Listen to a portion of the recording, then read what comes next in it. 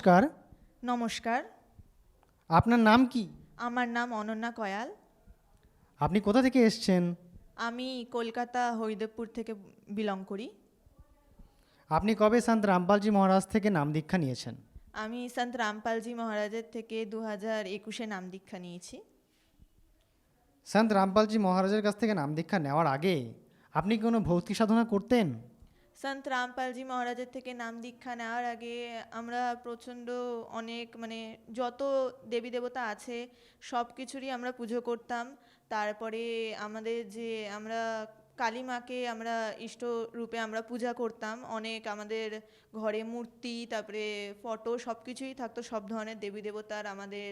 তারপরে বড় করে পুজো করা হতো, কালী মায়ের ব্রত রাখা হতো সব কিছুর। আর পুরো পাড়াকে খাওয়ানো হতো, এত বড় করে পুজো করা হতো। আর তারপরে আমরা যে ভগবান শিবের যে মহামৃত্যুঞ্জয় মন্ত্র যেটাকে বলে, আমরা সেইটাকে জাপ করতাম 108 বার করে, ডেলি ডেলি করতাম। আর আরও যত সমস্ত যে ব্রত ছিল, আমরা বৃহস্পতিবার আর শনিবার করে নিরামিষ করতাম, আহার করতাম। অ্যান্ড যত ব্রত ছিল সব কিছুই আমরা করতাম, যত ধরনের যত সাধনা ছিল। আচ্ছা বোন, আপনার কাছে একটি কথা জানতে চাই। দেবী দেবতার আপনি এত ভক্তি করতেন, ব্রত পালন করতেন এবং মৃত্যুঞ্জয় মন্ত্রও জাপ করতেন, তা সত্ত্বেও আপনি সন্ত রামপালজি মহারাজের স্মরণে কেন আসলেন? আমরা প্রথমে তো ফেসবুক থেকে আমার বাবা সন্ত রামপালজি মহারাজের ভিডিও পায়, ওখানটায় সৎসঙ্গ পোস্ট করা ছিল। তো সেখান থেকে যেহেতু আমাদের কষ্ট অনেক ছিল না, তো বাবা খুঁজছিল সমাধান কি করে পাওয়া যায়, কোথা থেকে পাওয়া যায়। তো যে সৎসঙ্গ পোস্ট করা ছিল ফেসবুকে, সেখান থেকে বাবা পেয়েছিল। আর ওখানটায় যে ইন্টারভিউ থাকে ভগতদের, সেটা দেখে বাবা দেখলো যে তাদের লাভ হচ্ছে, তো কি আমরাও শরণে গেলে লাভ হবে। তো সেই বুঝেই আমরা শরণে এসেছিলাম, যে যদি লাভ পাওয়া যায়। প্রথমে আমরা অ্যাকচুয়ালি জ্ঞানটা না বুঝে আমরা লাভ পাওয়ার জন্য আমরা শরণে এসেছিলাম। তো সন্ত রামপালজি মহারাজের কাছ থেকে নাম দীক্ষা নেওয়ার পর এবং ওনার দেখানো ভক্তিমার্গে চলার পর আপনার কি মনোবাঞ্ছিত ফল আপনি পেয়েছেন? সন্ত রামপালজি মহারাজ কি আপনাকে সেই ফল দিয়েছে? হ্যাঁ, সন্ত রামপালজি মহারাজের থেকে নাম দীক্ষা নেওয়ার পরে আমাদের অনেক লাভই হয়েছে। মানে আর্থিক, শারীরিক, মানসিক সব দিক থেকেই লাভ হয়েছে আমাদের ফ্যামিলিতে। অনেক ধরনের লাভ হয়েছে, আমার নিজের হয়েছে, আমার মা, বাবা, ঠাকুমা, ভাই সবার হয়েছে। প্রথমত তো আমার পড়াশোনার দিক থেকে বলছি, পড়াশোনাতে আমি খুবই একটা বিলো অ্যাভারেজ স্টুডেন্ট ছিলাম। তো সেখান থেকে আমার রেজাল্ট ভালো হওয়া স্টার্ট হয়, পড়াশোনাতে আমার কনসেন্ট্রেশন বসে। দ্বিতীয়ত আমার প্যানক্রিয়াসের সমস্যা হয়েছিল। মানে আমার যে পিত্ত যে থলি যেটা, সেটা কাজ করা বন্ধ করে দিয়েছিল, যার জন্য আমার পুরোপুরি সলিড খাওয়া বন্ধ হয়ে গেছিলো। খালি আমার যে স্যালাইন চলতো সেইটাই, আর যদি খেতাম আমি ওআরএসের যে জল আর কোকোনাট ওয়াটার। তো তারপরে যদিও একটু ঠিক হয়েছিল, তো খাওয়ার মধ্যে অনেক রেস্ট্রিকশনস পড়ে গেছিলো, অনেক অনেক অর্ধেকের বেশি খাবারই আমি খেতে পারতাম না, খাওয়া বারণ ছিল। তো তারপরে সন্ত রামপালজি মহারাজের থেকে দীক্ষা নেওয়ার পরে আমার যে এখন আমি সব কিছু খেতে পারি। ইভেন যে কখনো যদি খুচমুচ আমার খিদে পেয়েছে, আমি কোথাও চিপসও কিনে খেতে পারতাম না, এখন আমি সব কিছু খেতে পারি, কোনো কিছুতে রেস্ট্রিকশনস নেই। তৃতীয়ত আমার দীক্ষা নেওয়ার পরে আমি বোধহয় কোনো ভুল করেছিলাম, নিয়মের বাইরে কাজ, যার জন্য আমার মেন্টালি একটু প্রেশার অনেকটাই বেড়ে গেছিলো। ফ্যামিলির কিছু প্রবলেমস ছিল, তারপরে আমার পড়াশোনার প্রবলেম ছিল, তো সব কিছু মিলিয়ে অনেকটাই প্রেশার হয়ে গেছিলো। তো আমার তখন একটা মেন্টাল ডিসঅর্ডার হয়ে গেছিলো, যেটাকে সোম্যাটিক ডিসঅর্ডার বলে। তো ওটার জন্য আমাকে অনেক ডক্টরের কাছে গেছিলাম, ওষুধ খেয়েছিলাম, কিন্তু কোনো দিক থেকেই কোনো কাজ করেনি। তো তারপরে আমাদের সন্ত রামপালজি মহারাজের কাছ থেকে আমরা প্রার্থনা লাগিয়েছিলাম ফোন করে আশ্রমে, মালিক গুরুদেবের কাছে। তো সন্ত রামপালজি মহারাজ বললো যে ভক্তি করো, সব ঠিক হয়ে যাবে। তো তারপরে আমি ভক্তি করেছিলাম আর ওষুধ সব ছেড়ে দিয়েছিলাম, যে ওষুধগুলো খাচ্ছিলাম। তো কিছু মাসের মধ্যেই আমি ঠিক হয়ে গেছিলাম। তারপরে এখনও অবধি আর কোনো সেরকম প্রবলেম হয়নি। এরকম আমার ছোটোখাটো অনেক লাভই হয়েছে, আমার ফ্যামিলিতেও অনেক লাভ হয়েছে। আমার মায়ের স্পন্ডোলাইসিসের ব্যথা ছিল। আমার মা 1 কেজি যদি কোনো আলুর যদি তুলতে বলতাম প্যাকেট, তো সেটাও তুলতে পারতো না। সেটাতেও খুব কষ্ট হতো। আর এখন সন্ত রামপালজি মহারাজের থেকে দীক্ষা নেওয়ার পরে দুটো হাতে 20 লিটারের যে বালতি, দুটো মানে দুটো হাতে 40 লিটারের বালতি তুলে মা কল থেকে একেবারে ঘরে এনে রাখতো। অনেক কিছুই এরকম লাভ হয়েছে। তারপরে মায়ের এক সাইডে ব্রেনে ব্যথা করতো, মাইগ্রেন, তো এখন সেটাও ব্যথাটা অনেকটাই কমে গেছে। আর বলতে গেলে নেই, খুবই যতক্ষণ না মা সেরকম কোনো প্রেশার পড়ছে ততক্ষণ আর কোনো ব্যথা ট্যাথা কিছু হয় না। অনেক লাভ হয়েছে। তারপরে আমার ঠাকুমার অ্যাস্তমা ছিল, তো ডক্টর বলে দিয়েছিল যে উনি বেশি দিন বাঁচবে না, অ্যান্ড থ্রোট ক্যান্সারের সিমটমস দেখা গিয়েছিল। তো আমরা খুবই ভয় পেয়ে গেছিলাম, আর ঠাকুমার অবস্থা খুবই খারাপ হয়ে এসেছিল।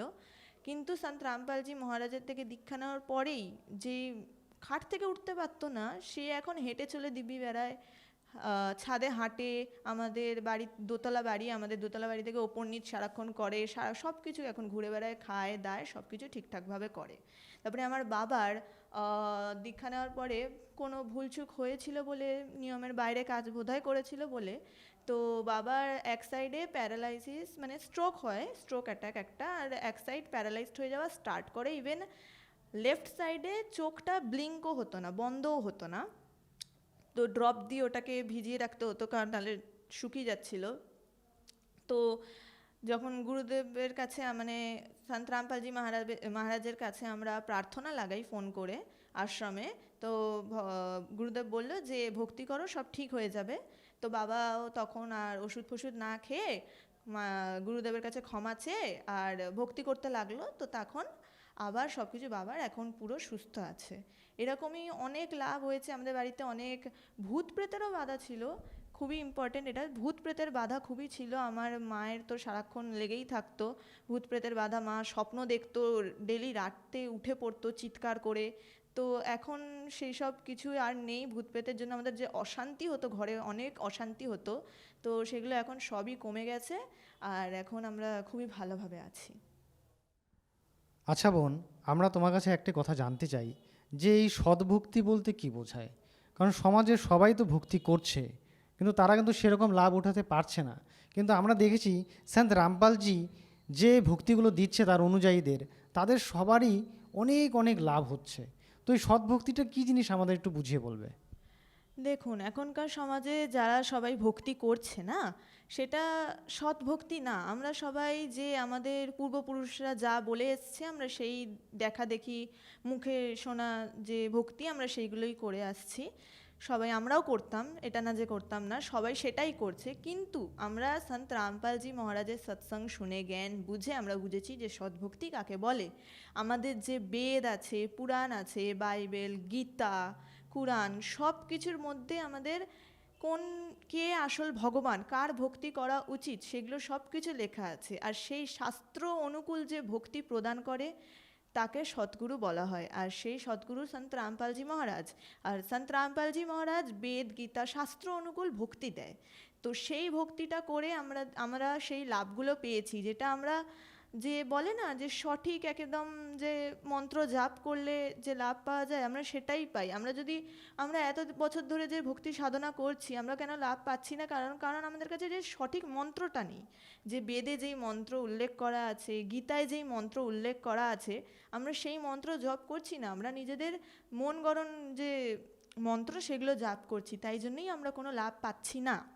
কিন্তু সন্ত রামপালজি মহারাজ বেদ শাস্ত্র অনুযায়ী যে সঠিক মন্ত্র, সেইগুলো নিজেদের শিষ্যকে প্রদান করে, আর যার জন্যই সেগুলো জাপ করে আর নিয়মে মর্যাদাতে থেকে, তারপরেই তারা সবাই লাভটা পায়, যেটা আমরা পেয়েছি। আর আপনারাও পেতে পারেন যদি জ্ঞান বুঝে আপনারাও নাম দীক্ষা নেন সন্ত রামপালজি মহারাজের থেকে।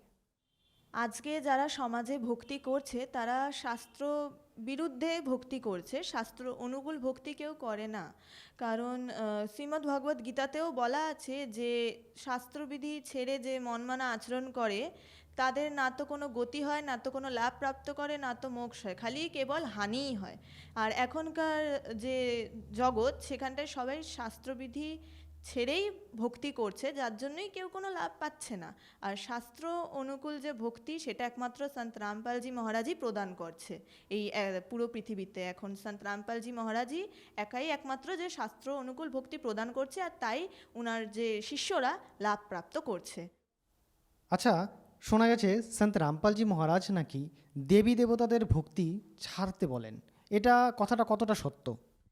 কথাটা পুরোপুরি মিথ্যে, একদমই সত্যি নয়। সন্ত রামপালজি মহারাজ আমাদেরকে ভক্তি সাধনা দেবী দেবতা ছাড়ায় না, বরঞ্চ তাদের যে বীজ মন্ত্র সেইটা আমাদেরকে প্রদান করে, যে যেই মন্ত্র জাপ করলে সত্যি ওনারা আমাদেরকে লাভ দিতে বাধ্য হবে, সেই মন্ত্র উনি আমাদেরকে প্রদান করে। তাই জন্যই আমরা লাভগুলো পাই।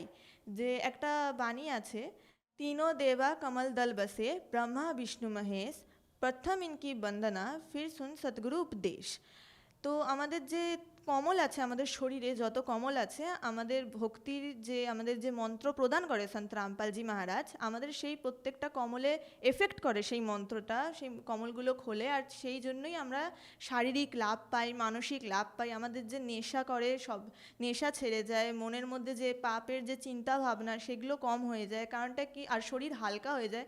কারণটা ওই একটাই, যে আমাদেরকে যে মন্ত্র দেওয়া হয় সেটা আমাদের ডাইরেক্ট কমল যে শরীরে আছে সেগুলোর ওপরে গিয়ে প্রভাব ফেলে, এফেক্ট করে। তাই জন্যই তাই জন্যই আমরা লাভগুলো পাই। আর এটাতে ভক্তি ছাড়ায় না, বরঞ্চ যে আসল যে বীজ মন্ত্র সেইটা প্রদান করে, আর যার জন্যই আমরা লাভ পাই। বোন, তুমি সন্ত রামপালজি মহারাজের কাছ থেকে নাম দীক্ষা নেওয়ার পর তোমার অনেকই লাভ হয়েছে। যেরকম তোমার প্যানক্রিয়াসের সমস্যা ছিল, তারপর তোমার মায়ের ভূতপ্রেতের বাধা ছিল, তোমার মায়ের শারীরিক সমস্যা ছিল, তোমার বাবারও এক রকমের প্যারালাইসিসের সমস্যা ছিল, তোমার ঠাকুমার সমস্যা ছিল, অনেক রকম তুমি লাভ পেয়েছো। তো তোমারই মতো আজকে যারা জগতে এরকম এরকম কষ্টে আছে এবং পারিবারিক সমস্যাতে ভুগছে, ভূতপ্রেতের বাধাতে ভুগছে, তাদের তুমি কি বলতে চাও?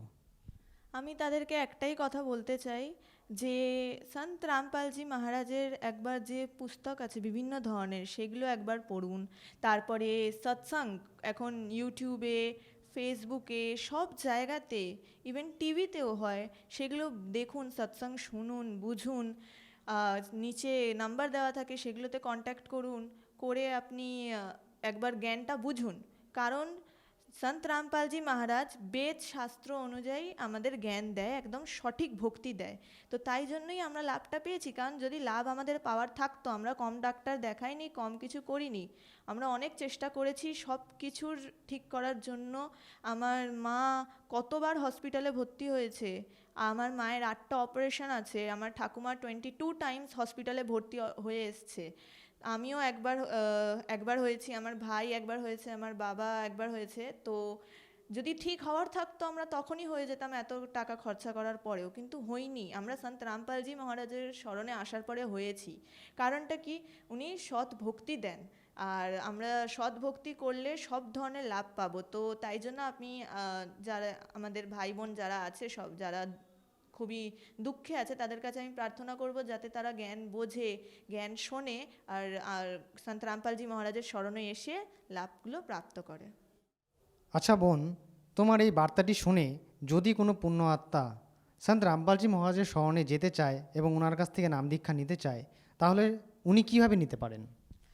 এখন তো অ্যাডভান্স টেকনোলজি, অনেকই সবার ঘরে ঘরেই ফোন থাকে।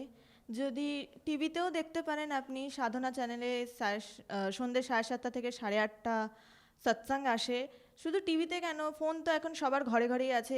ইউটিউবে গিয়ে সন্ত রামপালজি মহারাজ বলে সার্চ করলেই চলে আসবে, ইউটিউব চ্যানেলে, ফেসবুকেও, সব জায়গাতেই এখন পাওয়া যায়, টুইটারেও।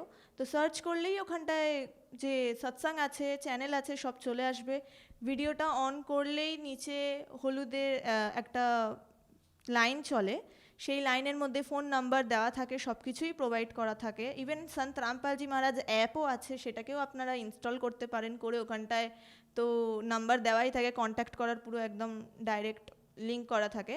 তো অনেক ওয়ে আছে, সেখান থেকে আপনারা কন্ট্যাক্ট করে, যে আপনার ওখান থেকে বলে দেবে যে আপনার আশেপাশে কোনো নাম দীক্ষা কেন্দ্র আছে কি না, তো সেখানে গিয়ে আপনি নাম দীক্ষা নিতে পারেন। অনেক অনেক ধন্যবাদ বোন তোমাকে। ধন্যবাদ।